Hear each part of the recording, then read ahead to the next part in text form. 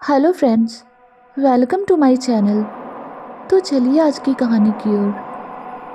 कई साल पहले की बात है। मैं जोधपुर के एक छोटे से गांव में प्राइमरी स्कूल में अध्यापक था। मेरे साथ उसी स्कूल में 5 और अध्यापक थे। उन लोगों की शादी हो चुकी थी और उनका अपना परिवार था, और मैं कुंवारा था। मेरी शादी नहीं हुई थी।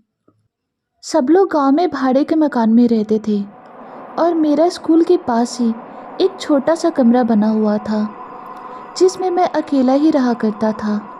स्कूल के चारों ओर खेत और झाड़ियाँ थी। स्कूल गांव से थोड़ी ही दूरी पर था। स्कूल में बिजली नहीं थी और मैं अकेला अपने कमरे में लालटेन जलाकर खाना बनाता और खाकर सो जाता। तभी मेरे दोस्त ने बोला, आप अपना टाइम कैसे निकालते हो? कल से हम लोग खाना खाने के बाद रात में तुम्हारे घर आएंगे। तुम्हारा भी थोड़ा हंसी मजाक में टाइम पास हो जाएगा। दूसरे दिन स्कूल से छुट्टी होने के बाद घर जाकर खाना वाना खाने के बाद अपने कहे अनुसार मेरे सारे मित्र रात को 10 बजे मेरे घर पर आ गए और हम लोग बातें करने लगे। थोड़ी रात बीती, तभी हमारे एक मित्र ने कहा कि यहाँ पर तो ना बिजली है ना टीवी है, हम लोग बैठकर यहाँ क्या करेंगे? चलो आज हम थोड़ी मस्ती करते हैं।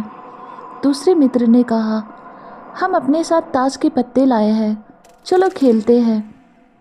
फिर हम सभी ने धीमी लालटेन को जलाकर उसके सामने बैठकर ताश खेलना चालू कर दिया। थोड़ी देर बाद गर्मी लगने लगी तो हमने सारी खिड़कियां खोल दी तो अच्छी हवा आने लगी और हम लोग ताश खेलने में व्यस्त हो गए। तभी हमारे तीसरे मित्र ने बोला, हमारे पास बीड़ी और माचिस भी है, बोलो तो बीड़ी सुलगाए। हम लोगों ने बोला, क्यों नहीं। तो हमारे मित्र ने 4 बीड़ी जलाई। सबने एक एक बीड़ी अपने हाथ में ले ली। तभी एक मित्र ने बोला, अरे मुझे भी पिलाओ। हमने हंसकर बोला, क्यों मजाक कर रहे हो, अभी तो तुमने बीड़ी अपने हाथ में ली थी। तो उसने कहा कि सच में मैंने बीड़ी नहीं ली। तो हमें लगा कि यह मजाक कर रहा है और हमने यह बात हंसी में टाल दी। दूसरे दिन मेरे मित्र लोग मेरे घर पे फिर से आ गए और बीड़ी ताश के पत्ते खेलने लगे। यह सिलसिला फिर देर रात तक चलता रहा। इसी बीच मैंने अचानक गौर किया कि खिड़की से कोई लंबा सा हाथ अंदर आया और मेरी बीड़ी लेकर चला गया। तब मानो मेरे होश उड़ गए, लेकिन उसका चेहरा हमें दिखाई नहीं दिया क्योंकि बाहर बहुत अंधेरा था और लालटेन धीमी जल रही थी।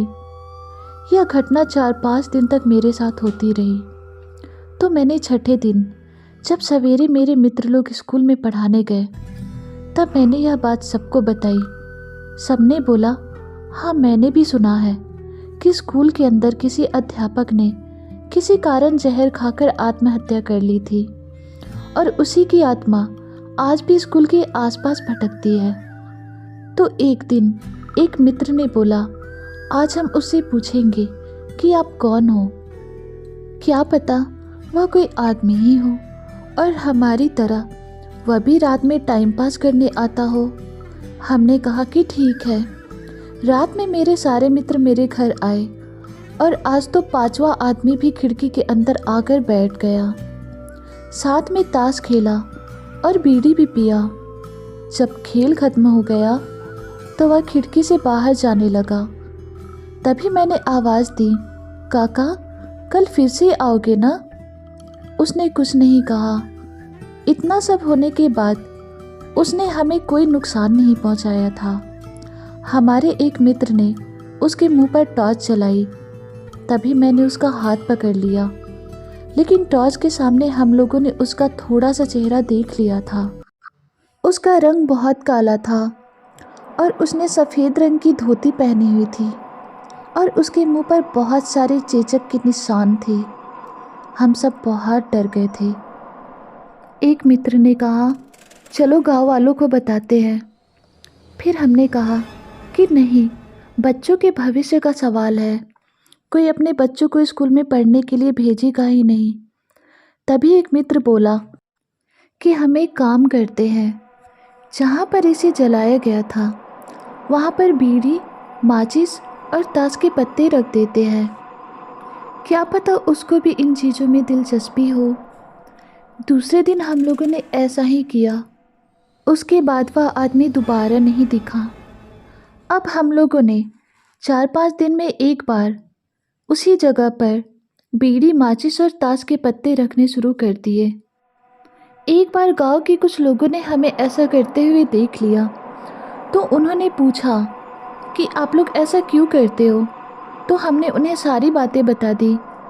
तब से आज भी वहाँ पर गांव वाले उसी जगह पर बीड़ी, माचिस और साथ में ताश के पत्ते हफ्ते में एक बार ज़रूर चढ़ाते हैं। और अब वो आत्मा अब किसी को परेशान नहीं करती। तो फ्रेंड्स, यह थी आज की कहानी।